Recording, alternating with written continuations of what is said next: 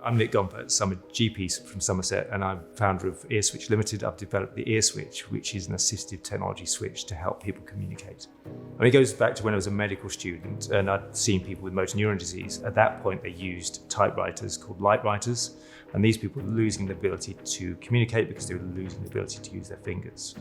I always knew I could move some muscle in my ear.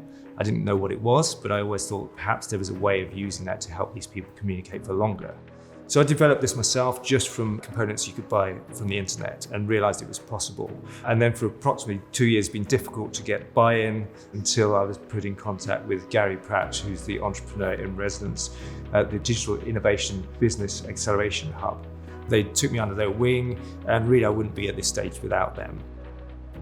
It was clear from the start that Nick's project was truly fascinating, and it was my role to bring together a team of academics that could help to answer his research questions. And then of course there's an issue around funding, but we were able to get some support from our SETsquared partners to help secure some funding from the National Institute of Health Research.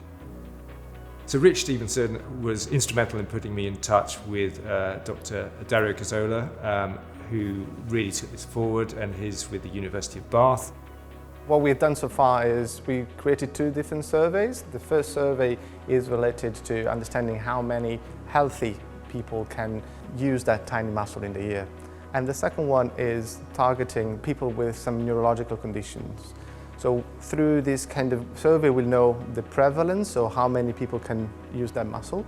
After we know that, we'll invite people to the University of Bath to check whether they said the truth. So we're going to put that otoscope in the ear and check whether they can really use the muscle. To do that, we're also developing a prototype, and that's what Ben from Electronic and Electrical Engineering is doing.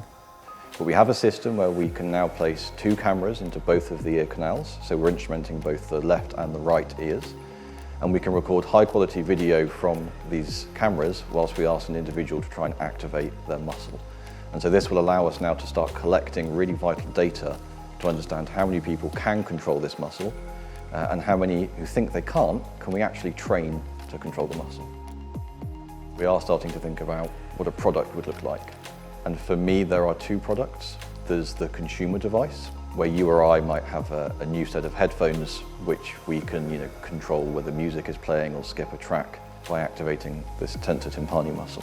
The parallel product to that is the assistive technology device. And I think something that we design for a patient with motor neuron disease will look probably quite different to something we would want to make as a consumer device.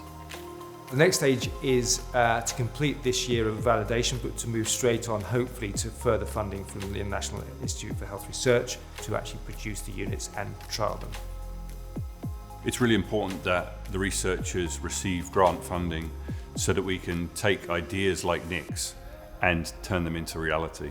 This is a technology that we think has real promise. I truly hope that Earswitch will enable people that cannot communicate now to do so. For someone with assistive technology needs, even if it's one person in the world that we get to communicate, then we've done a good job. If it helps more people who've got assistive needs or communication issues, even better. And if it ends up in everyone's earphones, that's great. I want to help.